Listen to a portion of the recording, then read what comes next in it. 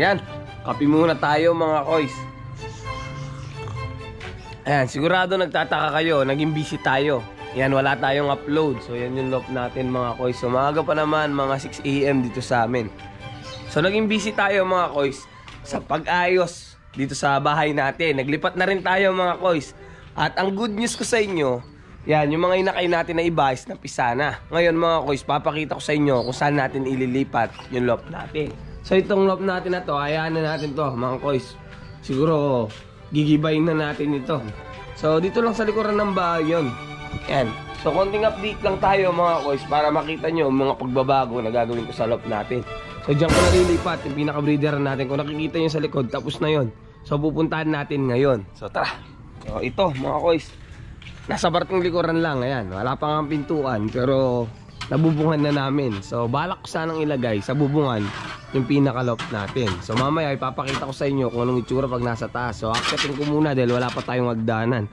So nandito nilagay ko si Parbo. So yung bintana niya pansamantagal muna mga koys. So balak sana i-trasis ko kaso kailangan na namin tirahan talaga. Kaya yung scrap na kahoy yung ginamit namin. So ngayon akyatin natin sa taas para makita nyo yung view. Kung ano yung itsura pagka nasa taas yung loft natin. Nandito na tayo sa taas. So kung nakikita nyo maganda yung view dito.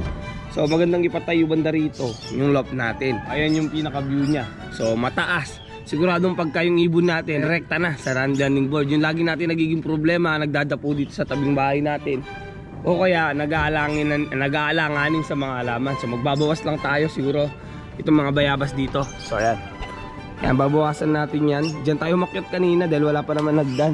Ganyang kataas. So, scrap din yung mga yero natin. Pero okay naman, di naman tumutulo. Then bawasan din natin ng konti itong bayabas dito.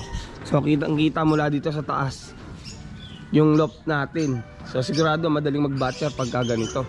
So tataas pa yun, mga ganito kataas pa. Dahil nga yung pinaka landing board nya is itong pinaka bubungan dito. Balak kong itayo banda rito mga koys. Banda rito sa area na to. Yan, bali nakatapat siya dito. So tingnan natin mga koys. Pansamantala pa naman yun dahil nga papatrasis ko pa to. Nag-iipon lang naman ako.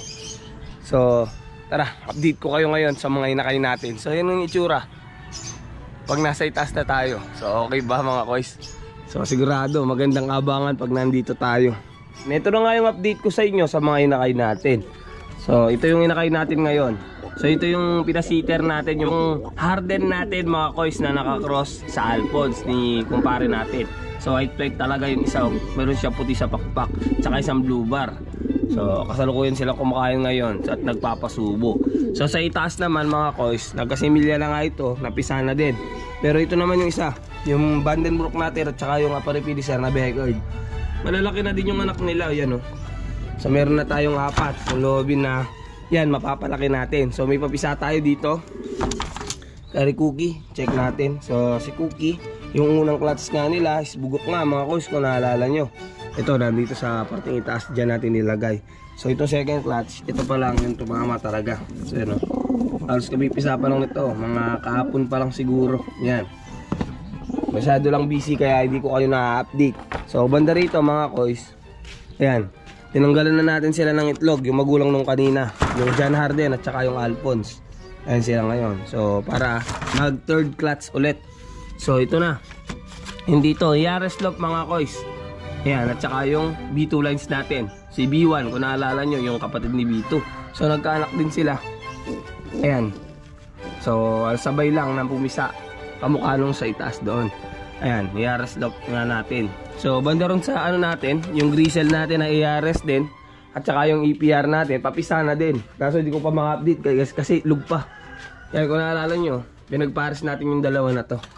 So yan yung gristle na Yaris natin. So naging flyer natin to dati, ngayon breeder na siya.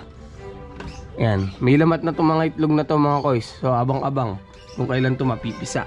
So ayan lang yung mga update ko sa inyo mga koys. At saka sa gagawin natin na renovation sa loft natin. So hindi na natin to, wawasakin na natin to. Gagawa tayo siguro mga bakal na. So abangan kung ano yung gagawin natin na loft. So malit lang, hindi gagaya nito, mas malaki to mga koys. Pero mas mataas na yung loft natin. So hanggang doon na lang mga koys. Okay na yun ha.